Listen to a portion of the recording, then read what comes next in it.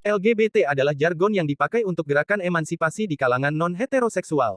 Istilah itu berasal dari singkatan bagi lesbian, gay, biseksual dan transgender transseksual, untuk menunjukkan gabungan dari kalangan minoritas dalam hal seksualitas. Kita dahulu mengenal beberapa orang yang sifatnya tomboy dan beberapa teman laki-laki juga agak kebanci-bancian. Sebenarnya hal ini bukanlah masalah besar melainkan ini hanya soal gaya hidup saja, it's normal.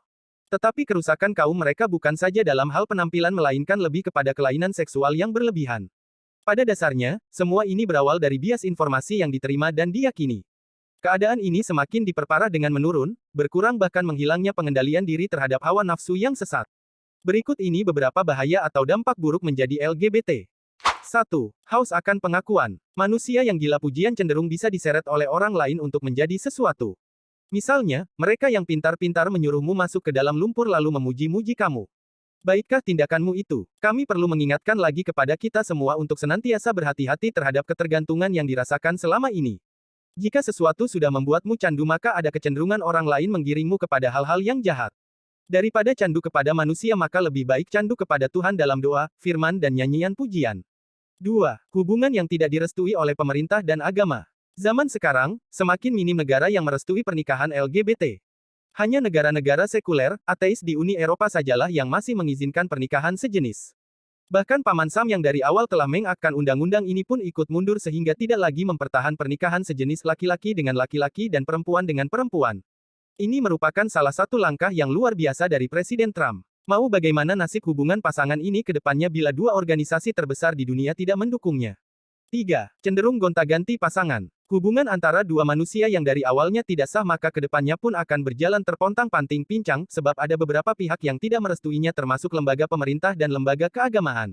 Kedepannya pun nasib dua pasangan ini akan menjadi sangat tidak jelas sehingga tujuan hidupnya pun ngawur bahkan rasanya tidak ada lagi arti hidup ini sehingga cenderung gonta-ganti pasangan demi berburu hawa nafsu sesat. 4. Beresiko menyebabkan penyakit seksual. Ada banyak penyakit seksual di zaman sekarang ini.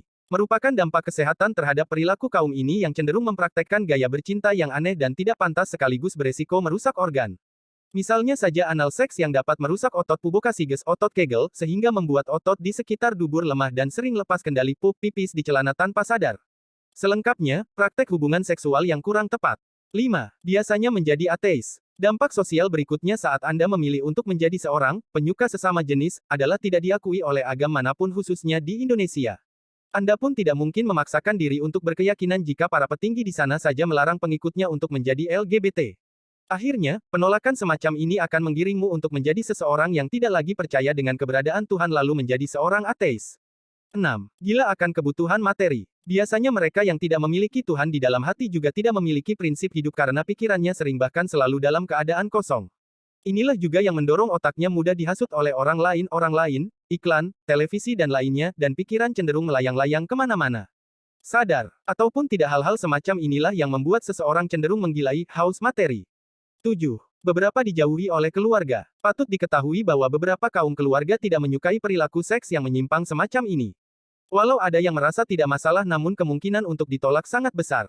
Akan muncullah masalah baru di mana Anda membutuhkan dukungan namun tidak ada kaum keluarga yang datang sehingga Anda pun mulai dari sini Anda menyadari bahwa jalan yang dipilih selama ini telah merusak kehidupan.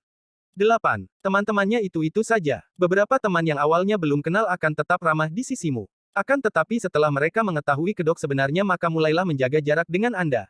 Status sebagai pemilik orientasi seksual yang kacau balau akan membuat hidup kita berantakan. Semua ini telah menjauhkan kita dari pergaulan sehari-hari. 9. Beberapa lahan pekerjaan kurang menerima orang-orang semacam ini. Ada beberapa tempat kerja yang tidak menyukai kaum ini, bahkan saat melamar kerja saja maka orientasi seksualnya segera ditanyakan baik secara langsung, wawancara, maupun secara tidak langsung, kita his infotainment. 10.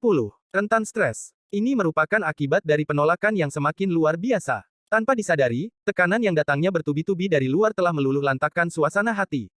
Jika Anda terus merenungi, meratapi rasa sakit itu sehingga stres tidak akan pernah menjauh. Ini akan semakin diperparah jikalau hati belum benar-benar siap menerima buruknya situasi.